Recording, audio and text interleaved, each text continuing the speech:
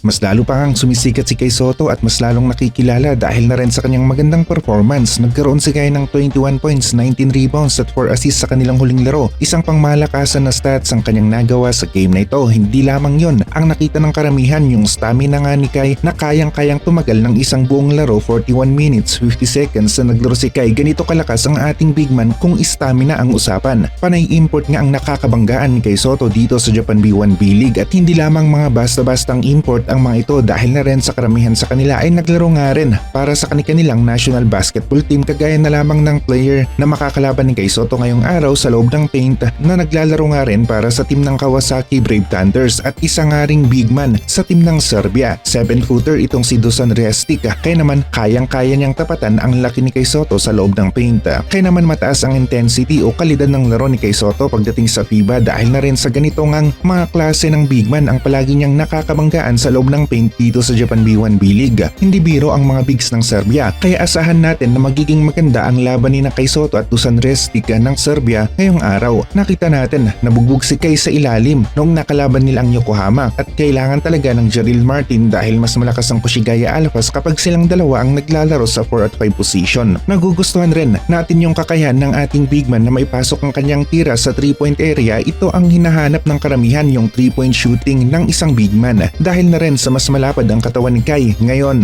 ay nagiging malakas na rin siya sa pag-box out ng mga kalaban. Kita naman natin hindi rin siya basta-basta na lamang nagagawang maitulak ng import big ng kabilang team. Hindi biro ang 19 rebounds laban sa mga international import ng kalaban. Mas malaki ang sahod ng mga yan kumpara sa mga Asian import dahil inaasahan nga na mas malakas ang kanilang laro at mas maganda ang kanilang experience sa international level. Pero Kai Sotto na isang Asian import, kayang-kaya na talunin pa nga sa stats ang karamihan ng mga international import dito sa Japan B1 B-League. Kalib Tarkziewski, 7-footer nga rin ang player na ito. Mas malawak at mas mahaba ang exposure sa high-level competition. Naging isang magaling nga rin na player sa USNCAA Division 1, sa Italian Cup at marami pang ibang liga. At kung sa PBA ito naglalaro, sigurado na kasing level niya sina Bol pagdating sa stats at ganitong klase ng mga bigs ang palaging nakakabanggaan nga ni Kai Sotto dito sa Japan B1 B-League. Ngayong araw naman, Dusan Restic ng Serbia ang makakalaban ni Kai Sotto sa loob ng paint at magandang laban na naman ito para sa ating big man na si Kai. Hindi na naman magiging madali ang lahat para sa ating big man, pero kung naghalimaw nga si Kai sa game na ito ay magiging maganda ang kanyang scouting report ngayong 2026 para sa paparating na NBA Summer League at tingnan natin kung matutuloy nga rin ba siya sa USNCAA Division 1. Kung maagawa nga ni Kai na madominate ang mga top NBA prospects sa USNCAA Division 1 ay posible na umabot si Kai sa NBA. Kung hindi naman kaya kapag naglaro siya sa NBA Summer League at maganda ang kanyang performance, dagdag factor ito para matipuhan siya ng isang NBA team. Minsan nga rin kung sino ang gusto ng mga NBA teams, yun ang kanilang kukunin dahil marami namang mga player ang maganda ang laro sa NBA Summer League pero hindi nga type na kunin ng isang NBA team. Kaya hindi sila nakakapasok nga rin sa NBA.